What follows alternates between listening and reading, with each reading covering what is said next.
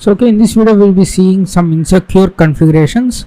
First one is CSF token is not tied to user session. So that means the CSF token will be just validated if it's the correct CSF token or not. It does not depend on the user session. So you can consider this as some CSF tokens database. So if the token exists in the database, then directly perform the following action. Do not check for this user session. So this vulnerabilities rise because the user session was created by one function and the CSF token is generated by another function or by different frameworks, and there is no link between these sessions and tokens. So that's why just validating CSF tokens can get this action performed on the website. So let's go and access the lab.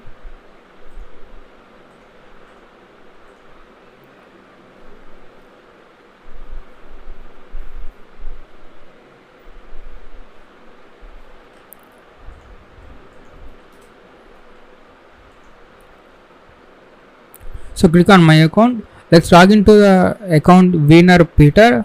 So you can consider this one as an attacker account. So this is the email address.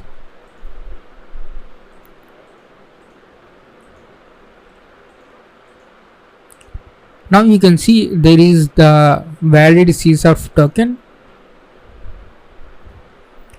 So what we are going to do is we are going to drop this request because we are going to copy this one, and if you have, so what you need to do is create another account on the same website you are pen testing or doing bug bounty, then replace the CSR with this token.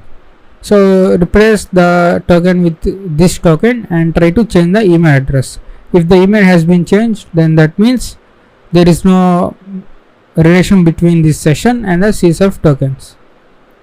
So you can just drop this request. So before dropping, I am going to copy all of this CSF value.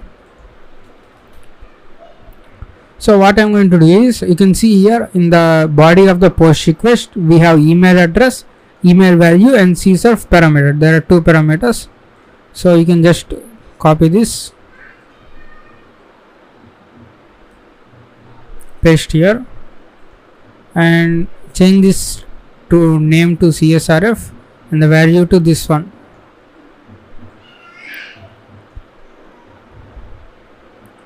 Now upon submission, what you can get is, so copy this one. So all you need to do is drop this request. So drop this one. So if you forward this one, this token gets validated by the server, and in the next step a new random token will be generated. So that's why this will be waste from the next request. So that's why we have dropped this request, so that this is the very fresh token. So go back and go to exploit server, and now paste this body, that is our POC. You can see the email value and CSF token. So this is the valid and the action should be performed. Deliver exploit to victim.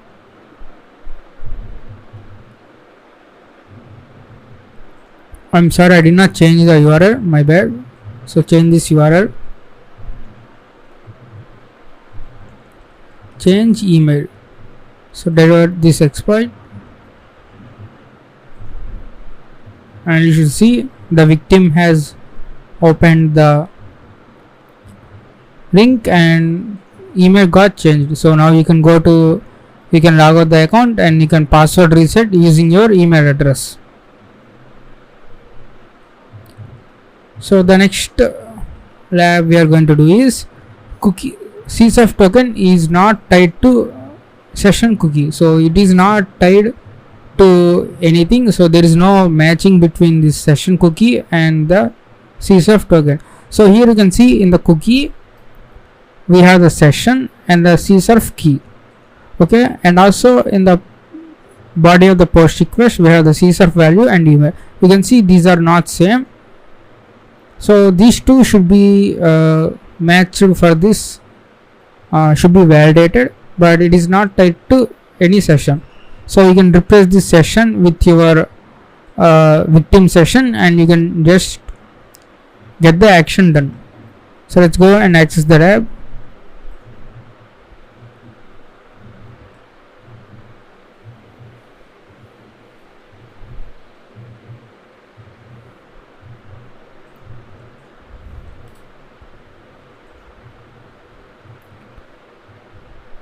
So let's go and log in.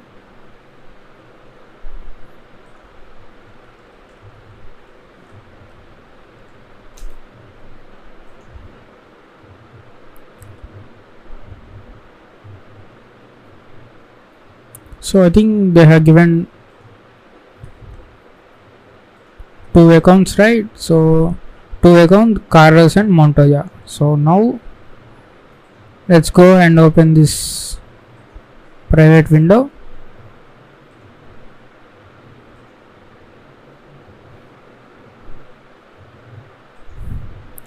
And log into Carlos.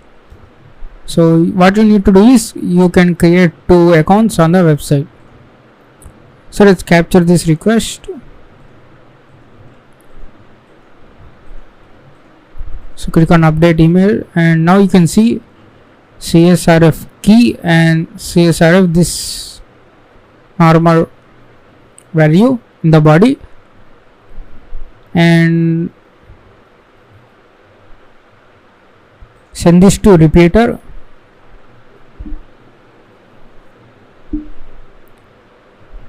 Intercept off.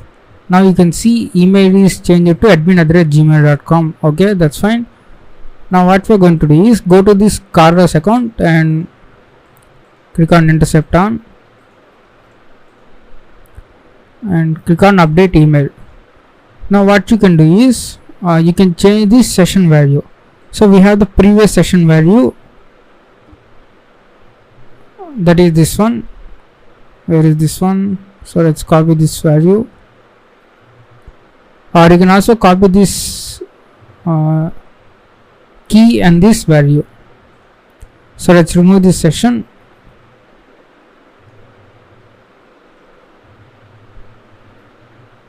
So we have changed this session and now the email for this VNet user gets changed. Why? Because these CSRF tokens are just validating with these tokens themselves. They are not checking whether the session was created for the Carlos user. So these tokens should represent the Carlos user's session cookie, right? So we can just simply change this one and forward this. Let's change this to admin23 and forward this one. Now if you refresh this page and you can see the email has been changed. So that means regardless of what CSRF tokens are, if you just change the session, you can change the email for this account. So these two should be linked. Now let's go to this Express server and send the phishing link.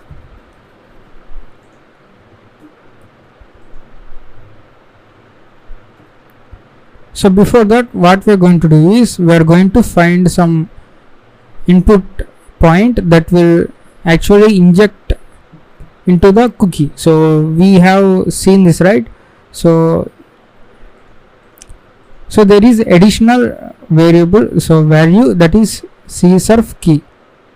So we need to find something input point that will actually go into the cookie value. So let's capture the request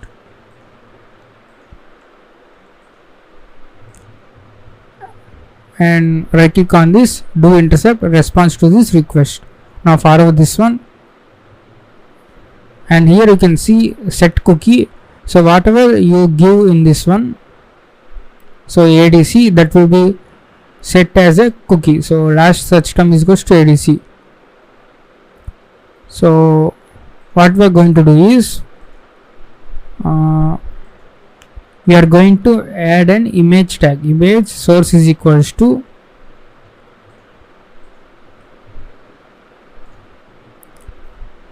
search is equals to, let's say, abc, and we are going to put the slash or slash n, so that is %0d %0a. So after this, what we are going to do is we are going to say set cookie.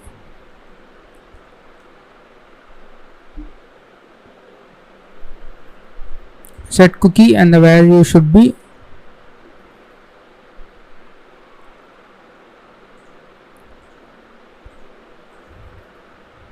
so let's generate a new pair. So proxy this. So here copy this csurf key, and here you can also see last search term is equals to adc, because we have searched previously for adc. So set cookie is equals to, and paste this.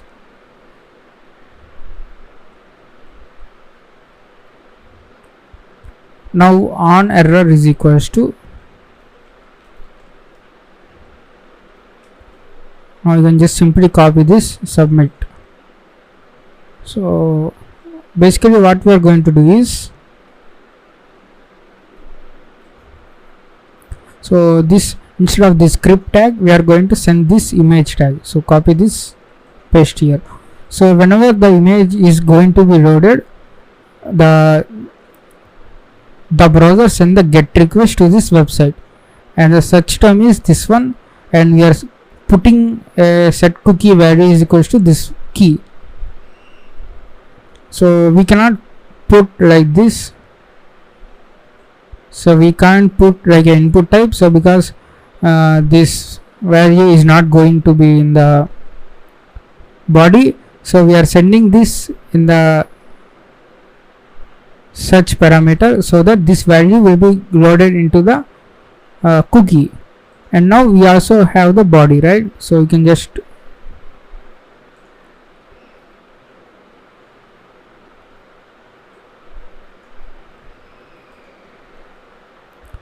change this csurf value.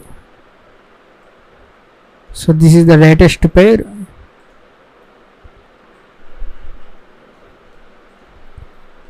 Okay, so this is the our POC.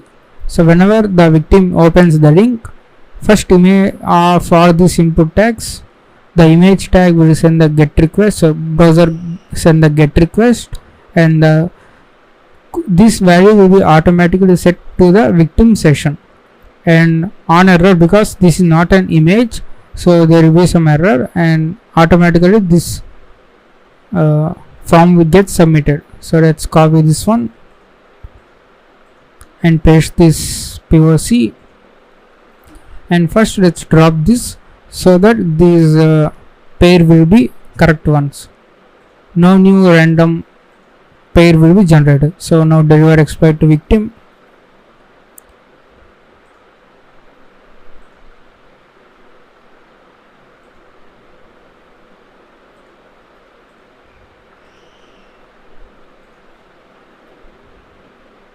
Okay, we did not change the URL, sorry for that.